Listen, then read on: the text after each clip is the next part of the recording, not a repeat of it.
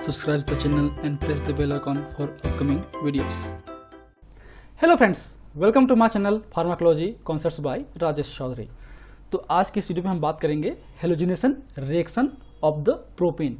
हम प्रोपेन पे किस तरीके से हमारा रिएक्शंस होता है वो हम देखने वाले हैं, खासकर हेलोजिनेशन। ये पार्ट 2 है। पार्ट 1 में हम बेसिक जो कॉन्सेप्ट्स थे एल्केन के स्टेबिलिटी के, केमिकल रिएक्टिविटी के, टाइप्स ऑफ रिएक्शंस के, चाहे वो हेलोजिनेशन हो, नाइट्रेशन हो या सल्फोनेशन हो, वो हम देख चुके हैं। तो आज हम समझेंगे इस टॉपिक पे कि आपका हेलोजिनेशन रिएक्शंस प्रोपेन पे किससे होता है। और ये इम्पॉर्टेंट इसलिए है क्योंकि इससे ही एमसीक्यू क्वेश्चंस हैं या फ्री रेडिकल मैकेनिज्म है वो आपको अच्छी तरीके से समझ में आएगा। जो स्टेबिलिटी है वो कैसे होगी, क्योंकि हमने ऑलरेडी पढ़ चुके हैं हमारे कार्बो एनायन या कार्बोकेटायन या फ्री रेडिकल। तो इनकी एक प्रॉपर्ली स्टेबिलिटी होती है। अगर आपने जनरल ऑर्गेनिक केमिस्ट्री पढ़ा होगा तो ये सब कुछ पढ़ा होगा। तो उससे रिलेटेड वीडियो है जो कि बहुत ही इंपॉर्टेंट है, इसलिए इस टॉपिक को मैं अलग से बना रहा हूँ। So if you want to watch my previous videos regarding the organic chemistry you can check the description box below for the link. So chemical reactions of the alkane. तो एल्केन एक तरीके से बहुत स्टेबल कंपाउंड है, जल्दी से react नहीं करते हैं एल्कीन और एल्काइन की तरह, बट इसमें कुछ कंडीशंस पे हाईली एनर्जी देंगे तो कुछ रिएक्शंस जैसे कि हेलोजिनेशन, आयोडोनेशन या फ्लोरिनेशन, जो फ्लोरिनेशन वगैरह है, उसके अलावा नाइट्रेशन और सल्फोनेशन हो सकते हैं और कुछ ऑक्सीडेटिव भी हो सकते हैं। तो अगर पिछले वीडियो नहीं देखे हैं तो आप थोड़ा सा हम रिवाइज कर लेते हैं कि ये कैसे होता है, क्या इनके बेसिक मैकेनिज्म है, क्योंकि वो समझना जरूरी है ना। वो नहीं समझोगे तो इस वीडियो के आगे का पार्ट नहीं समझोगे। अगर आप अपने पुराना वीडियो देख लिए होंगे तो कोई दिक्कत नहीं है, हम थोड़ा रिवाइज कर लेते हैं। नहीं देखे होंगे तो आप जरूर देखिए, समझिए। सिंपल सा कॉन्सेप्ट है हमारा। जैसे कि हमारा बात करें हेलोजिनेशन रिएक्शंस की, तो ये होता क्या है। सपोज ये हमारा आपका एल्केन है, CH, इस तरीके से लिख सकते हैं, या एक काम करते हैं इसको हम लोग मेथेन के लेकर लेते हैं। सपोज ये हमारा मेथेन है, तो इस मेथेन की बात करें, इस मेथेन पे अगर हम लोग क्लोरिनेशन कराएंगे तो क्या बनेगा, हम हीट करेंगे या H न्यू देंगे तो सिंपल सा है, यहाँ बनेगा CH3Cl प्लस हमारा HCl। और अगर कंटिन्यूसली हम लोग और हीट करते जाएंगे, क्लोरीन देते जाएंगे, तो ये कंटिन्यूसली जो है आपके फर्दर CH2Cl2, फिर फर्दर हमारा CHCl3, फिर फर्दर हमारा CCl4, ये सब बनता है। अब कैसे बनता है, क्या इनके स्टेप्स होंगे, हम ये देख लेते हैं वन बाय वन। तो पहला जो आपका स्टेप्स है वो होता है हमारा इनिशिएशन का। क्या होता है इनिशिएशन का, जिसमें हमारा जो क्लोरीन है, क्लोरीन जो दो मॉलिक्यूल्स है ना जुड़े हैं, तो अपने इलेक्ट्रॉन को आपस में ले लेते हैं और बाहर निकलते हैं और बनते हैं हमारा free radical, chlorine plus and chlorine plus. ठीक है, ये जो प्रोसेस बहुत क्या होता है, ये होता है हमारा इंडोथर्मिक होता है। सेकेंड प्रोसेस को बोलते हैं, स्टेप्स को बोलते हैं चेन प्रोपोगेशन, जिसमें आपके फ्री रेडिकल और बनते हैं, production of more free radical.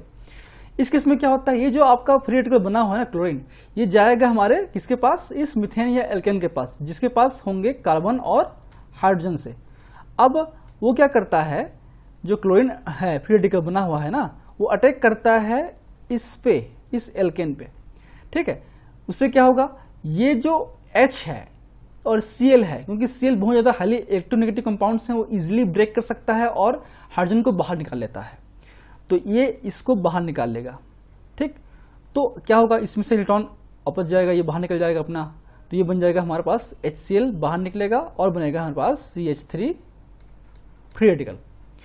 फिर ये जो फ्री रेडिकल है फर्दर जाएगा किसके पास, क्लोरीन के पास जाएगा तोड़ने के लिए उसको।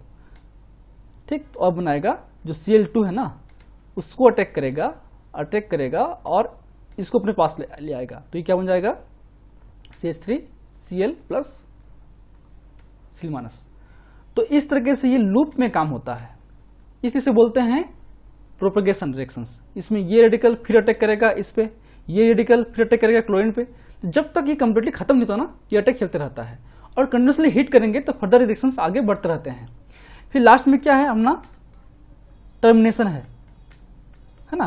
तो जितने भी रेडिकल्स बनते हैं ना आपस में कंबाइन हो जाते हैं, तो क्या बनेगा इसमें Cl radical plus Cl radical, ये बनेगा क्लोरीन बनेगा, CH3 radical plus CH3 radical, ये बनेगा हमारा इथेन बनेगा CH3 और CH3, ये होगी हमारा एथेन। तो एथेन भी एक तरीके से बाई प्रोडक्ट है हमारे इस रिएक्शन का। इसके अलावा ethyl radical plus chlorine radical, ये बनेगा हमारा CH3Cl। ठीक, ये हमारा मेजर हो गया। तो ये बेसिक्स कहानी थी। अब आते हैं मेन पे, chlorination reaction on the propane. Propane पे किस तरीके से रिएक्शन होगा क्लोरीनेशन का, ये बहुत ही इंपॉर्टेंट है। इसको मैं भी थोड़ा सा नोट्स निकाल लेता हूं ताकि कहीं पे कुछ छूट ना जाए। ठीक, सिंपल से प्रोपेन है। अब प्रोपेन पे दो पॉसिबिलिटी हो सकती है, या तो क्लोरीन इस प्राइमरी अटैक करे या इस सेकेंडरी पे अटैक करे। ये प्राइमरी है और ये सेकेंडरी है, तो कहाँ पे अटैक करेगा, इस सेकेंडरी पे या इस प्राइमरी पे। ठीक है, चलिए क्या हो सकता है आप थोड़ा सोचिए पहले, क्योंकि यहाँ से अब कॉन्सेप्ट शुरू होता है। तो आप लोग सर हमने देखा था, पढ़ा होगा कहीं पे कार्बोकेटाइंस वगैरह में जो सेकेंडरी हैं वो एक तरीके से स्टेबल होता है, टर्सरी देन सेकेंडरी देन, है ना, हमने पढ़ा था ये सब कुछ कि टर्सरी देन हमारा सेकेंडरी देन प्राइमरी देन हमारा मिथाइल वाला कार्बोकेटाइन के केस में। तो सेम यहाँ पर भी है। तो बात करें स्टेबिलिटी की, तो आपका सेकेंडरी तो मोर स्टेबल होता है देन प्राइमरी होता है। तो लेकिन इस केस में देखा गया है कि दोनों बनते हैं और दोनों आपस में अप्रोक्सीमेटली सेम बनते हैं। अप्रोक्सीमेटली बात करें अगर हम लोग इसकी बात करेंगे, ये बनता है अप्रोक्सीमेटली 56% बनता है और ये बनता है 44% बनता है। तो इसको समझने के लिए हमको समझना पड़ेगा इसके रिएक्शन मैकेनिज्म को। हमने समझ लिया पहला क्या है, हमारा स्टेप 1 में इनिशिएशन है जहां पे बनेगा क्लोराइड रेडिकल बनेगा। सेकेंड जो स्टेप है उसमें था चेन प्रोपगेशन, जहां पे बनेगा आपका एल्काइल रेडिकल बनेगा। तो इस केस में दो कंडीशन होंगी, या तो ये क्लोरीन H प्राइमरी से निकालेगा या निकालेगा सेकेंडरी से। तो इस तरीके से प्राइमरी बनेगा, रेडिकल बनेगा यहाँ पे या यहाँ बनेगा। ठीक है, अगर यहाँ बना तो ये बनेगा, अगर यहाँ बना तो ये बनेगा नेक्स्ट स्टेप पे, तो कोई इशू नहीं है। ठीक है, लास्ट में जो टर्मिनेशन है वो तो आपस में जोड़ लो, इससे जोड़ोगे तो ये बनेगा, है ना, सब होगा। इसमें क्या बनेगा, ये बन सकता है। अगर ये बनेगा तो क्या होगा, हमारा ये क्या है 1 2 3 है, तो 3 और जोड़ दो तो ये हेक्सेन भी हो गया हमारा, हेक्सेन भी बन सकता है ना। और अगर ये बनेगा तो इस तरीके से होगा, ये फिर इस तरीके से, तो ये बन सकता है क्या होगा, ये 1 2 3 4, तो ये 2 और 3 डाइमेथाइल ब्यूटेन भी बन सकता है। ये छोड़िए इसको, तो ये दोनों बन सकते हैं। अब क्यों बनता है, अब भाई सेकेंडरी स्टेबल है सर, तो सेकेंडरी का तो ज्यादा बन रहा है नो डाउट, बट इतना ही कम क्यों बन रहा है, मतलब आपस में सेम ही जैसा है, ऐसा क्यों? क्योंकि भाई प्रोबेबिलिटी नाम की चीज होती है, संभावना क्या है। ये रिएक्शंस बहुत ही फास्ट होते हैं। जो बात करें क्लोरीनेशन के केस में उतना ज्यादा सिलेक्टिव नहीं होता है। ठीक, तो अब यहाँ पे 6 कार्बन एटम है। कितने कार्बन एटम होंगे इस पे, यहाँ पे प्राइमरी में 6 कार्बन एटम है, इस पे केवल 2 हैं, कुल कितने हैं 8 हैं, है ना। तो प्रोबेबिलिटी नाम की चीज होती है, तो प्राइमरी की भी प्रोबेबिलिटी अच्छी खासी होती है, 6/8 होता है। तो हाई प्रोबेबिलिटी होने की वजह से या तो प्राइमरी हाइड्रोजन एटम बहुत ज्यादा होने की वजह से भी आपका प्राइमरी बनेगा, ये आप मान लीजिए। बात करें फ्री रेडिकल मैकेनिज्म की, तो tertiary then secondary then primary then methyl, ये होता है नो डाउट। ठीक, लेकिन कहानी यहाँ खत्म नहीं होती है, कहानी शुरू होती है हमारे जो मेन हेलोजिनेशन कंपाउंड्स हैं। हेलोजिनेशन में क्या है, हेलोजिनेशन पे हमारा किस तरीके से मैकेनिज्म काम करेगा। तो हमने आपने पढ़ा होगा इंडक्टिव इफेक्ट पढ़ा होगा, हम बात कर रहे थे टर्सरी सेकेंडरी देन प्राइमरी, ये सब कार्बोकेटाइन के केस में था, इंडक्टिव इफेक्ट में था। लेकिन इंडक्टिव इफेक्ट ही केवल मैकेनिज्म नहीं है, फ्री रेडिकल के केस में 2 मैकेनिज्म इंपॉर्टेंट हैं। फर्स्ट जो है वो हमारा है hyper conjugation mechanism. Hyper conjugation mechanism में हम देखते हैं कि फ्री रेडिकल वहां बनेगा जिसके बनने से उसके बाद अल्फा हाइड्रोजन की संख्या अधिक होगी। समझते हैं कैसे, अगर यहां बनता है, अब ये अल्फा हाइड्रोजन क्या है, alpha hydrogen is the hydrogen of the adjacent carbon atom. तो एडजेसेंट इस रेडिकल के बगल में जो कार्बन एटम है ना, उसमें प्रेजेंट जो हाइड्रोजन एटम है ना, वो होंगे हमारा अल्फा हाइड्रोजन होंगे। ठीक है, देखिए यहाँ कितने हैं, यहाँ 3 और 3, तो कितने होंगे यहाँ पे 3 + 3 6 अल्फा हाइड्रोजन होंगे। इसमें क्या होंगे, इसके बगल में कितने हैं, केवल 2 ही हैं, तो कितने होंगे इसमें 2 अल्फा हाइड्रोजन।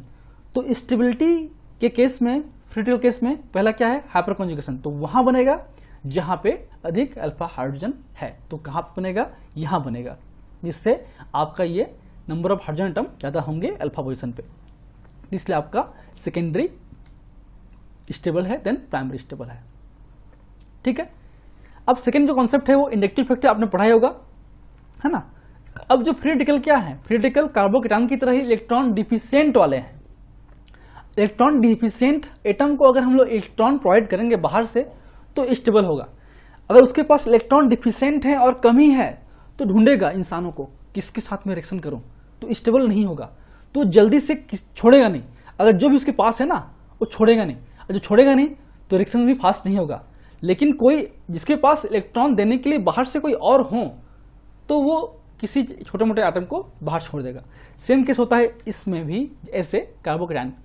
देखिए यहाँ पे ये हमारे पास टर्सरी कार्बन एटम है, तो ये इसके पास जाहिर से बात है 3 जगह से आपको इलेक्ट्रॉन मिल रहा है, तो ये इलेक्ट्रॉन डिफिशिएंट कम है टर्सरी वाला, तो ये इजिली अपने पास जो रखा हुआ हाइड्रोजन है उसको रिलीज कर सकता है, क्योंकि इलेक्ट्रॉन कब स्टेबल है, जब इलेक्ट्रॉन फुलफिल हो।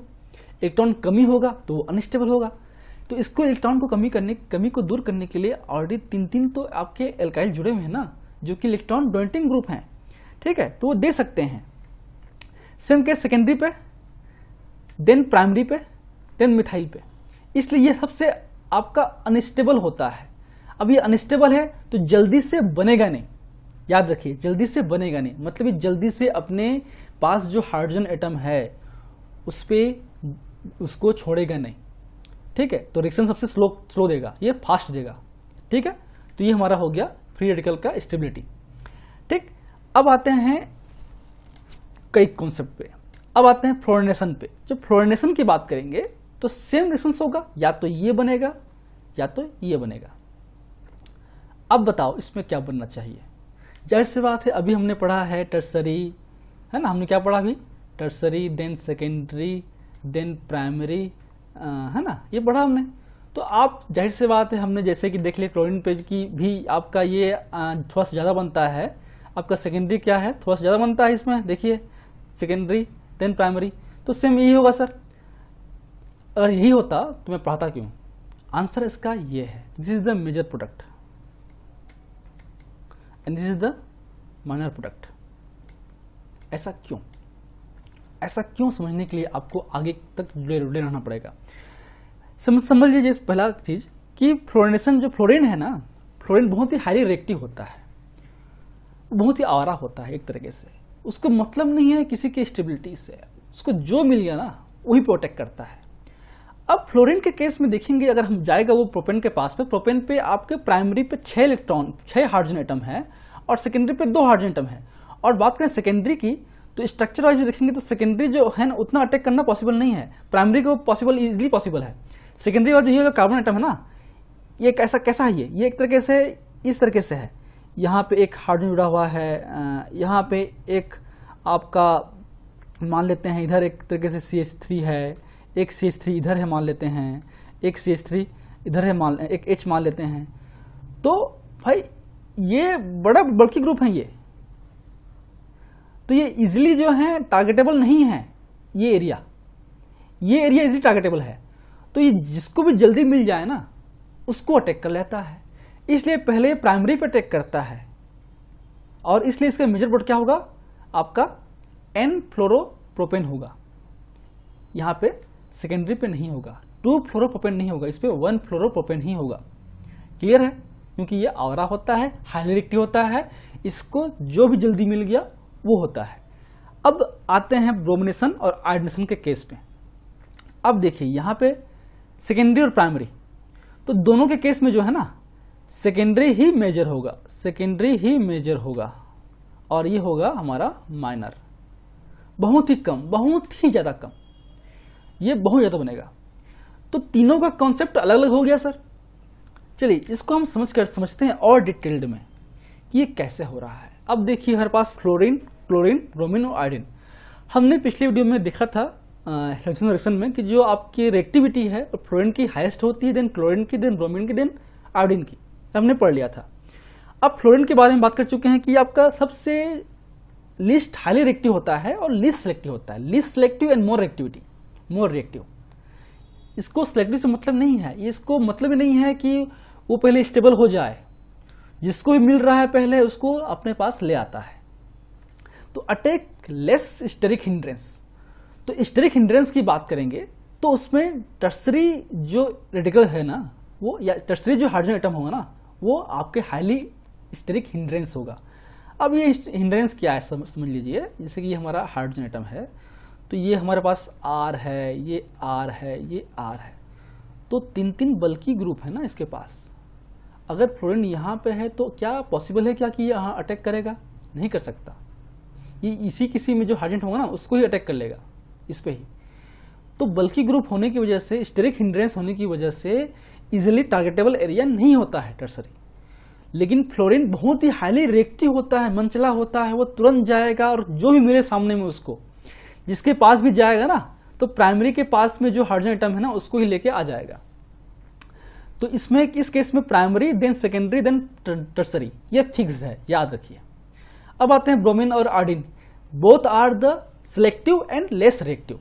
ये आराम से रिएक्ट करते हैं। पहले बोलते हैं एल्केन भाई तू पहले अपनी स्टेबिलिटी को अरेंज कर ले, अपने हिसाब से कर ले, फिर मैं अटैक करूंगा। तो फिर उस केस में कौन सा स्टेबल है? Tertiary then secondary then primary, कोई दिक्कत नहीं है। तो इसमें मेजर प्रोडक्ट हमेशा टर्सरी या सेकेंडरी बनेगा, प्राइमरी बहुत कम बनेगा। इस केस में मेजर प्रोडक्ट हमेशा प्राइमरी बनेगा, सेकेंडरी टर्सरी कम बनेगा। देख लेते हैं इसमें। फ्लोरीन पहला अटैक करेगा, इस पर अटैक करेगा। ब्रोमीन इस पर अटैक करेगा। हम बात कर रहे हैं मेजर की ना, बात कर रहे हैं मेजर की। बट समस्या है इस पे, क्लोरीन पे। क्लोरीन का जो है ना वो मिड होता है, ना ये उतना अच्छा रिएक्टिव है ना उतना अच्छा सेलेक्टिव है, ये बीच का है। तो ये बहुत ही इंपॉर्टेंट है क्लोरीनेशन ऑफ द प्रोपेन, क्योंकि ये अलग अलग स्ट्रक्चर पे, अलग अलग एल्केन पे अलग अलग ऑर्डर शो करता है। बात करेंगे इस केस में, तो इस केस में देखा गया है, मैं चेक कर लेता हूं एक बार, कि जो हमारा प्राइमरी वाला है ना, प्राइमरी की बात करें, प्राइमरी और सेकेंडरी दो पॉसिबल हैं। तो अभी सर हमने देखा था कि सेकेंडरी ज़्यादा बना था सर, फिर प्राइमरी में था, तो सेकेंडरी होगा आंसर, मतलब पहले टर्सरी होगा फिर प्राइमरी होगा। बट ऐसा नहीं दोस्त। इस केस में जो आपका टर्सरी है ना, ये बना केवल 36% बना और ये बना 64%। देखा ना, प्रैक्टिकल देखेंगे ना तो ये बनेगा। अब इसका सर आंसर क्या है, कैसे ये हो रहा है? तो उसके लिए हमको समझना पड़ेगा selectivity ratio of the chlorine. ये सब की होती है, ऐसा नहीं है, ब्रोमीन की भी होती है, पर ब्रोमीन फ्लोरीन के केस में ना बहुत डिफरेंट होता है, तो उसको मत जाओ। आप याद रखो selectivity ratio of the chlorine, tertiary, secondary और प्राइमरी। टर्सरी के लिए 5 नंबर याद रखिए, तो सेकेंडरी के लिए 3.8 और प्राइमरी के लिए 1 याद रखिए। अब देखिए इसमें कितने क्या क्या है। इसमें आपका ये टर्सरी है और ये प्राइमरी, ये प्राइमरी और ये प्राइमरी। तो proportion of the tertiary, tertiary hydrogen की प्रोपोर्शन क्या है? ठीक है, टर्सरी में आपका कितना है? इसमें 1 हाइड्रोजन है, इसमें 1 है, और प्राइमरी में कितने हैं कुल? 3 + 3 + 3 मतलब 9 हो गए, इसमें 1 हो गया। तो 1 प्लस कितने हैं इसमें? 5। तो 1 × 5 कितना हो गया? 5 हो गया। और प्राइमरी कितना हो गया? 1 × 9 × 1 कितना हो गया? 9 हो गया। कुल कितना हो गया? 14 होंगे, है ना। इसमें 9 तो कुल हो गया 14 हो गया। अब इसका देखिए निकाल लीजिए आपका परसेंटेज, तो कुल कितना हो गया? 14 हो गया। तो 5/14 × 100 ये हो गया अप्रोक्सीमेटली 36%। इसलिए जो परसेंटेज ऑफ टर्सरी का इल्ड है ना वो होगा 36% होगा, जबकि प्राइमरी का इल्ड होगा 64% होगा, 9/14। तो इस तरीके से हम सॉल्व कर सकते हैं। देखिए यहाँ पे, इस पे देखिए, प्राइमरी, ये प्राइमरी और ये सेकेंडरी, इसमें आपके 2 हैं, इस पे प्राइमरी पे 3 और 3, तो कुल कितना हो गए? 6 हो गए। सेकेंडरी कितना हो गया? 2 × 3.8, 2 × 3.8 कितना हो गया? 7.6, और ये 6 × 1 कितना हो गया? 6, तो जोड़ लेंगे कितना हो गया? ये 13.6। तो सेकेंडरी के कितना हो गया? फ्रैक्शन हो गए 77.6/13.6 × 100, तो अप्रोक्स कितना हो गया? 56% और प्राइमरी कितना हो गया 44%। इसलिए मैंने वहाँ पे बताया था, दिखेंगे अगर, कि इस केस में 56 बनता है और 44 बनता है। तो इसके केस में तो आपका परसेंटेज की बात करें ना, इसके केस में क्या हो गया, इसके केस में आपका सेकेंडरी देन प्राइमरी हो गया, पर इसके केस में प्राइमरी देन टर्सरी हो गया। इसलिए इसका इस जो रिएक्शंस है ना मिक्स्ड होता है, इसलिए ये पढ़ना बहुत जरूरी था। सेल्फ सॉल्व करते हैं एक और क्वेश्चन। देखिए इसमें क्या क्या बन सकता है। अब यहाँ पे और एक अच्छा क्वेश्चन मिलेगा आपको। सेम है, हमारा ये प्राइमरी है, ये प्राइमरी है और ये प्राइमरी है ना। इसमें कितने हो गए, प्राइमरी में हो गए हमारे पास 9 हो गए। तो 9 इंटू 1, 9 इंटू 1 कितना हो गया, 9 हो गया, क्योंकि 1 का कितना था, प्राइमरी का था 1 था ना, ठीक। सेकेंडरी में कितने हैं, 2 हैं, तो 2 इंटू 7 कितना हो गया, 7/6 हो गया। टर्सरी में कितने हैं, 1 है, तो 1 इंटू 5 कितना हो गया, 5 हो गया। जोड़ लीजिए तो हो गया हमारा 21.6। बात करें प्राइमरी की, तो प्राइमरी में अब देखेंगे कि 9/21.6 इंटू 100 हो गया 42%, तो प्राइमरी बनेगा 42%। सेकेंडरी की बात करें 7/6/21.6 इंटू 100, ये हो गया 35%। और बात करें टर्सरी की, तो 5/21.6 इंटू 100 हो गया 23%। तो इस केस में primary then secondary then tertiary. इसलिए मैंने कहा था कि क्लोरीनेशन के केस में ना आपके डिपेंड करता है कि वो कैसा है। अब देख लिए हम लोग तो बढ़ रहे थे प्रोपेन का, प्रोपेन तो पढ़ लिए, प्रोपेन के बाद हमने ब्यूटेन है, नियोपेंटेन सब पढ़ ले रहे हैं, है ना। तो अब देखिए क्या बन सकता है, हमारा जो पहला बनेगा प्राइमरी बनेगा। अब प्राइमरी में सर कौन सा बनेगा, क्वेश्चन तो ये है, प्राइमरी में यहां अटैक करेगा या यहां अटैक करेगा। उस केस में सोचिए कि आपका अल्फा हाइड्रोजन हाइपर कॉन्जुगेशन कहां पे स्टेबल होगा। अगर यहां पे अटैक करता है, इसके बगल में कितने हैं, 2 हैं, यहां पे अटैक करता है तो कितने बनेंगे, यहां पे इसके बगल में कितने हैं, 1 है, यहां अटैक करता है तो 1 है। जाहिर सी बात है स्टेबल कौन सा है आपका, यहां वाला स्टेबल है, इसलिए क्या बनेगा, CH3 CH CH3 CH2 CH2 Cl, ये हो गया हमारे पास 42%। अब सेम बना लीजिए, इसको ही बना लीजिए चाहे तो आप, है ना। CH3 CH3 वही है ना, मैं लिखने का तरीका हो गया है। CH यहाँ Cl कर दीजिए, यहाँ कर दीजिए CH3, ये हो गया सेकेंडरी, कितना 35%। और बना लीजिए टर्सरी, CH3 C यहाँ पे Cl कर लीजिए, CH3 CH2 और CH3, ये हो गया हमारा 23%। तो यहाँ पे एक क्वेश्चन ये था कि यहाँ पे अटैक करेगा कि यहाँ पे अटैक करेगा, तो यहाँ पे अटैक करेगा क्योंकि इसमें जो बनने वाला फ्री रेडिकल है ना वो हाईली स्टेबल होगा by the hyper conjugation stability. यहाँ पे 2 हाइड्रोजन एटम है अल्फा पे, यहाँ पे 1, यहाँ पे 1, इसलिए ये बनेगा, ठीक है। So this are the basics about the alkane reactions. एक और आते हैं, देखिए यहाँ पे कहाँ पे अटैक होगा जी, दोनों ही प्राइमरी है। प्राइमरी जो है, अब सेकेंडरी से सेकेंडरी क्यों नहीं है, प्राइमरी इसलिए है क्योंकि ये इससे एक ही जुड़ा हुआ कार्बन एटम से, जुड़ते दो ना तब होता है सेकेंडरी, तो यहाँ प्राइमरी है। तो इसमें से कौन सा अटैक करेगा, नाइट्रो पे और Mn2 ग्रुप पे। याद रखिए नाइट्रो ग्रुप इलेक्ट्रॉन को खींचने वाला ग्रुप होता है और ये देने वाला होता है। तो जहाँ पे इलेक्ट्रॉन डिफिशियंसी कम होगी वो स्टेबल होगी, तो जाहिर सी बात है इस पोर्शन पे इलेक्ट्रॉन डिफिशियंसी कम होगी इसके कंपेयर पे। यहाँ से तो ले रहा है ना, तो डिफिशियंसी और बढ़ रही है, यहाँ बनेगा तो थोड़ी सी कम होगी क्योंकि ये दे रहा है इसको, तो यहाँ बनेगा। तो क्या बनेगा हमारा, नाइट्रो CH2 CH Cl और NH2, this is the right answer.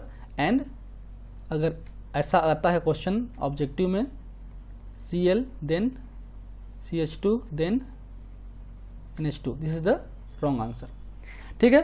देखता हूँ कुछ और बचा है क्या इस कॉन्सेप्ट में सीखने के लिए आपके पास। आई थिंक हो गया है सब कुछ clear. So these are the basics about the halogenation reactions. I hope आपको ये टॉपिक्स समझने में मजा आया होगा, कुछ आपने अच्छा सीखा होगा, आपने बहुत सारी चीज़ें सीख गया। समझ लीजिए अगर फ्लोरीन करेंगे तो फ्लोरीन हमेशा प्राइमरी पे अटैक करेगा, पहले primary then secondary then tertiary, fix है उसका। ब्रोमीन की बात करें तो tertiary then secondary then primary. Sir ऐसा क्यों होता है, समझिए बात को। इसका जो रेशियो है ना, सिलेक्टिविटी रेशियो बात करें ना, सिलेक्टिविटी रेशियो की बात करें अगर ब्रोमीन के केस में तो क्या है, देखिए ध्यान से, टर्सरी सेकेंडरी और प्राइमरी।